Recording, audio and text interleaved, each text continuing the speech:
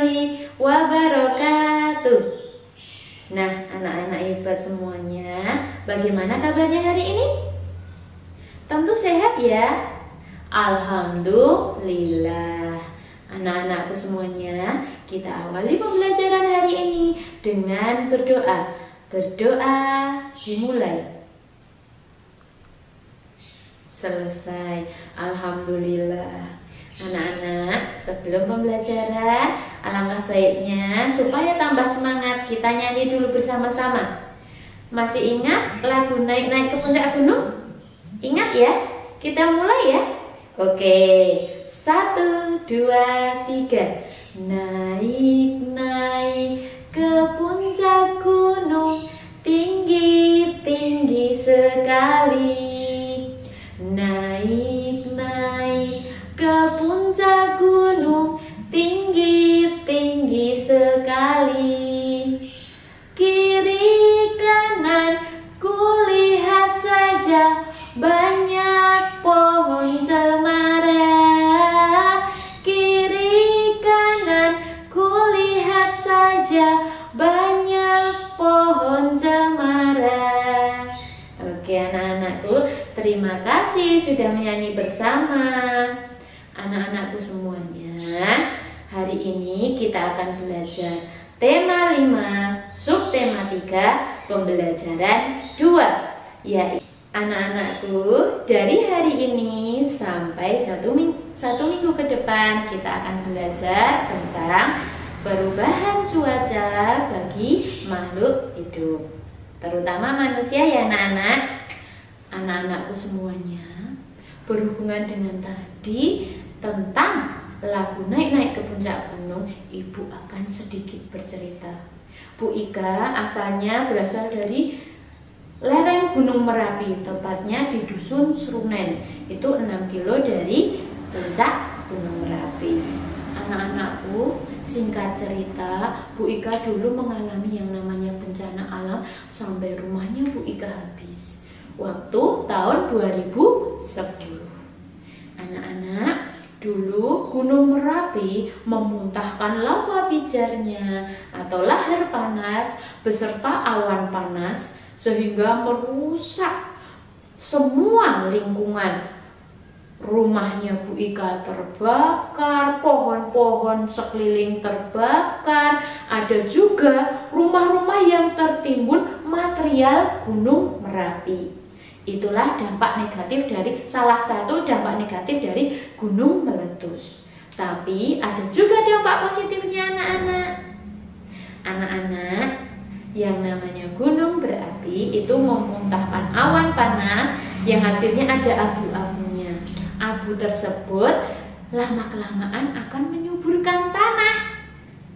Selain itu, material Merapi juga digunakan untuk membangun rumah. Nah, yang akan kita bahas adalah tentang abu Merapi yang menyuburkan tanah. Di tempatnya Bu Ika sana, tanah-tanah subur semua. Nah, selain itu, tanah tersebut bisa digunakan untuk ini, menanam kopi, menanam cengkeh, menanam sayuran. Nah, itu karena efek tanahnya yang subur. Oke, anak-anakku semuanya.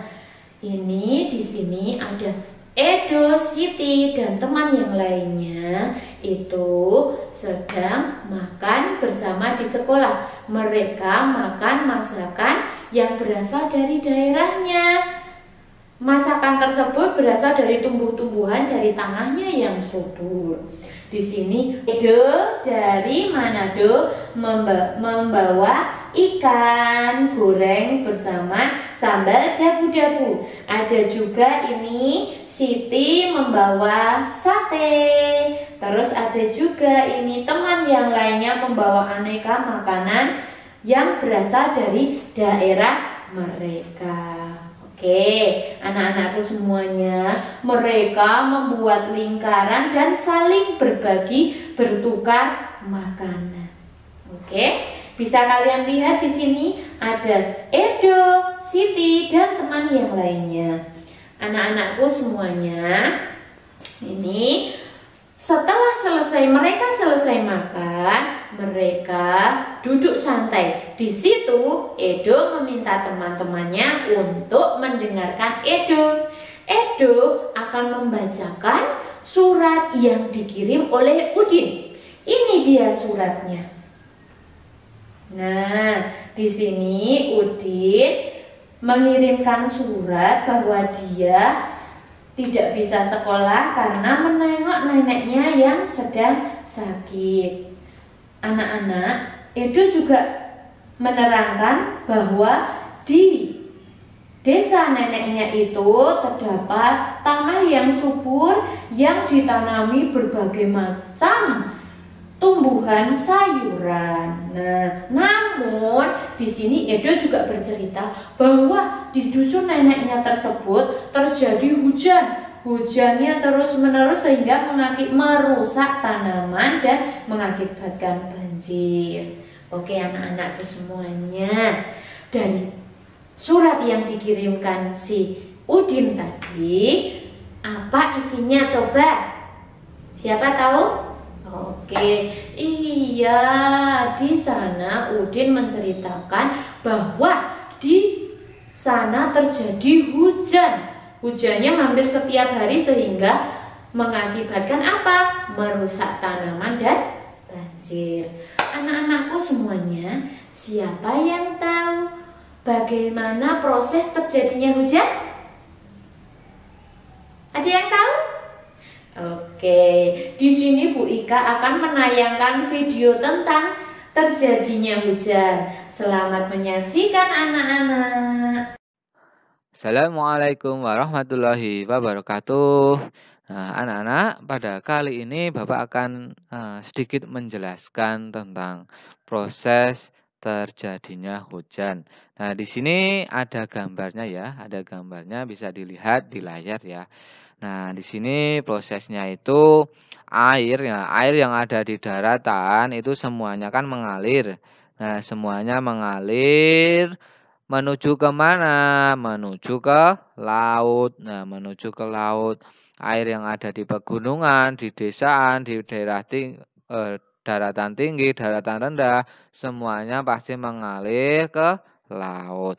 Nah, air-air yang mengalir itu lalu menguap. Nah, kenapa menguap? Karena terkena cahaya matahari. Nah, cahaya matahari kan mengandung panas. Nah, panasnya itu membuat airnya menguap. Nah, menguap menjadi apa? Menjadi uap air. Nah, uap air yang sangat banyak ya.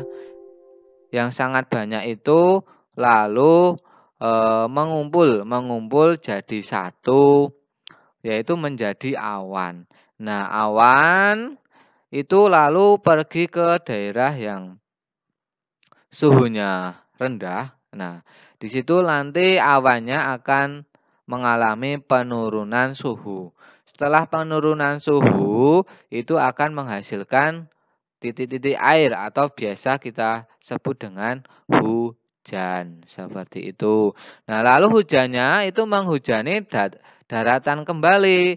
Nah, air yang ada di daratan kembali ke laut lagi. Nah, seperti itu dan berulang kali. Nah, di sini pada proses penguapan ini biasa disebut dengan evaporasi. Evaporasi. Proses mengubah air menjadi gas atau penguapan ini biasa disebut evaporasi.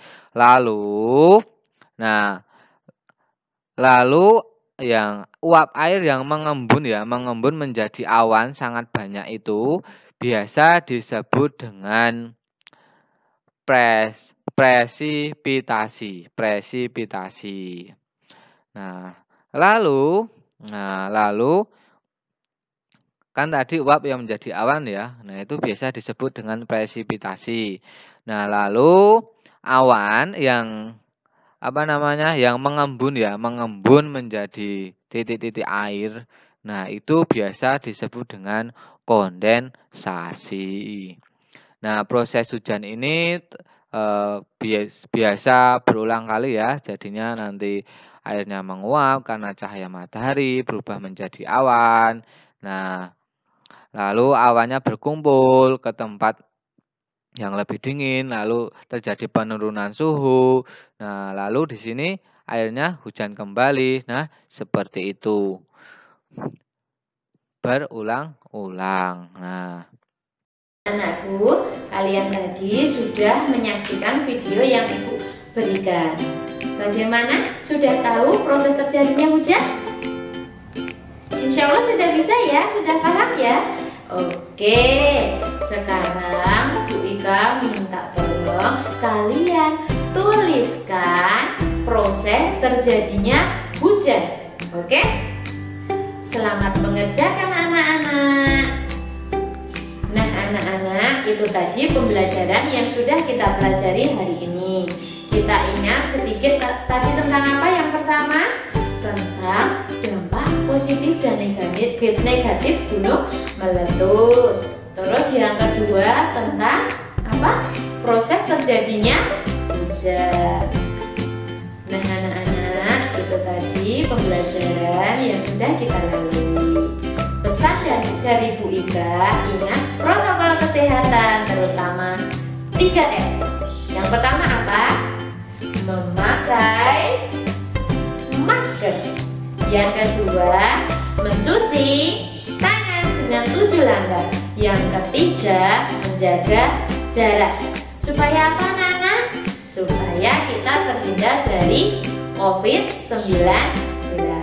Oke? Terus jangan lupa tetap semangat untuk belajar walaupun kita belajar di rumah. Oke? Sebelum Ibu akhiri, kita berdoa dulu bersama-sama. Berdoa mulai. Selesai. Terima kasih anak-anakku semuanya. Wassalamualaikum warahmatullahi wabarakatuh.